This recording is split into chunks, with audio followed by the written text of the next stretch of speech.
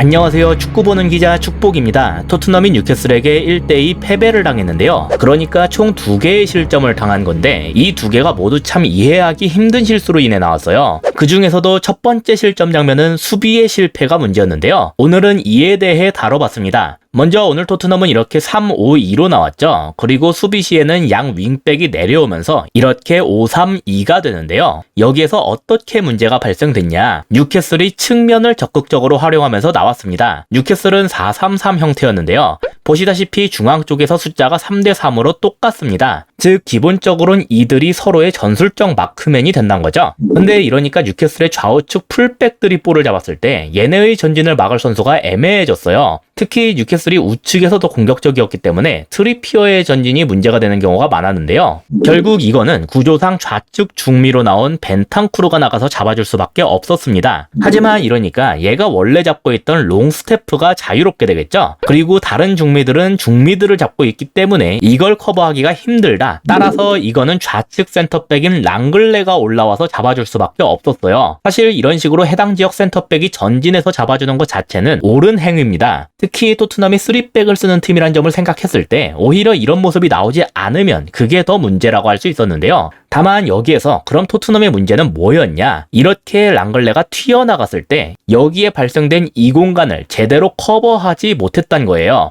여기에서 가장 중요한 선수가 3백에서 중앙에 위치한 다이어인데요. 얘가 적절한 위치만 잘 잡는다면 이 공간을 충분히 커버할 수가 있기 때문입니다. 첼시의 티아고 실바가 이런 걸 아주 잘하는 편이었죠. 하지만 다이어는 그렇지 못했다는 게 컸어요. 실점 장면에서도 그게 그대로 나왔는데요. 지금은 트리피어가 볼을 잡고 있는 중입니다. 그러니까 좌측 중미인 벤탄쿠르가 튀어나가서 잡아주고 있죠.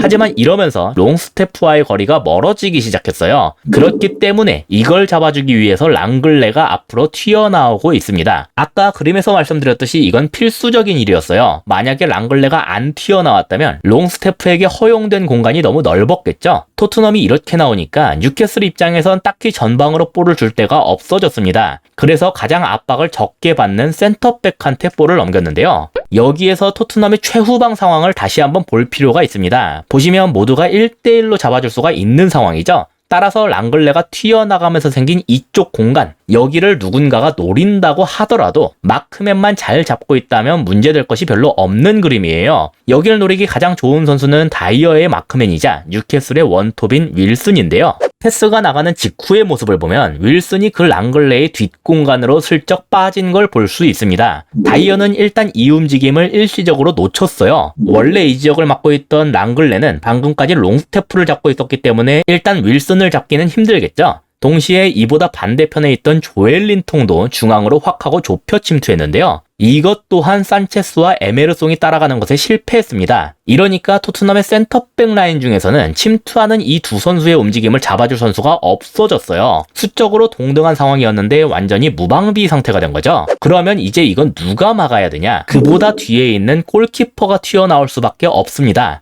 라인을 끌어올리는 팀들이 자주 쓰는 방식이죠. 센터백들이 커버하기 힘든 뒷공간으로 크게 찔렸을 때 골키퍼가 튀어나와 이를 커버하면서 소유권을 되찾곤 하는데요. 덕분에 다이어가 윌슨의 침투에 완전히 반응을 못한 상황이었음에도 토트넘이 꽤 안정적으로 수비에 성공할 수 있는 그림이 될 수 있었습니다. 그리고 볼이 떨어지는 위치를 봤을 때 그게 그렇게 어려운 일도 아닐 것 같아 보였는데 여기에서 요리스가 뻥 하고 걷어내는 게 아니라 갑자기 이상하게 배로 트래핑을 하더군요. 그러고서 이 방향으로 달려오던 윌슨하고 충돌을 하면서 넘어져 버렸어요. 어쩌면 요리스는 이렇게 볼이 넘어오는 상황에 대해서 꽤나 당황을 한 것일지도 모르겠습니다. 근데 골키퍼는 최후방을 지키는 특수 포지션이죠. 얘가 이만큼이나 튀어나왔으면 어떻게든 안정적으로 이 볼을 처리해야만 했어요. 근데 이상하게 트래핑을 하면서 이 볼을 제대로 걷어내질 못했다. 그래서 골대가 텅텅 비게 됐습니다. 윌슨이 완벽하게 볼을 잡은 상태에서 이걸 처리했고 그대로 실점으로 이어지게 됐죠. 요리스가 이런 식으로 처리할 거라고 예상한 선수는 아무도 없었을 겁니다. 오죽하면 침투하던 뉴캐슬 선수들조차 막혔다고 생각하고서 침투를 중단하는 상황이었으니까요. 따라서 이 실점 장면에서 요리스의 이 실수는 아주 치명적이었고 또 결정적이었다, 이렇게 볼 수가 있는데 저는 그 이전에 나왔던 이 장면부터가 문제였다고 봅니다. 왜 랑글레의 뒷공간을 파고든 윌슨을 이렇게 자유롭게 뒀는가?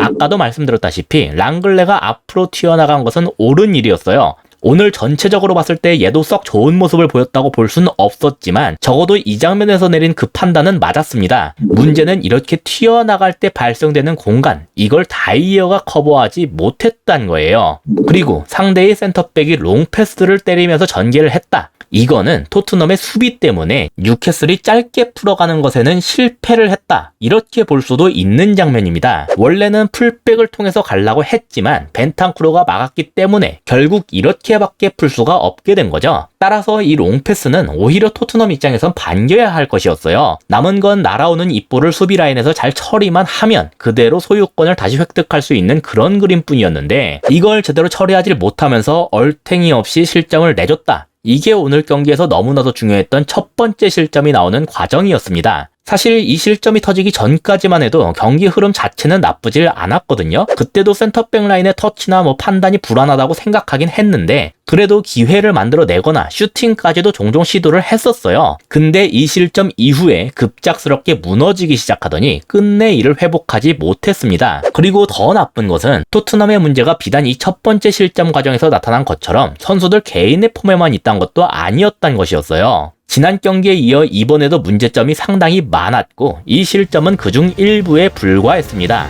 아마 내일도 또 다루게 될 것 같네요. 이상으로 오늘의 영상을 마치도록 하겠습니다. 시청해주셔서 감사합니다.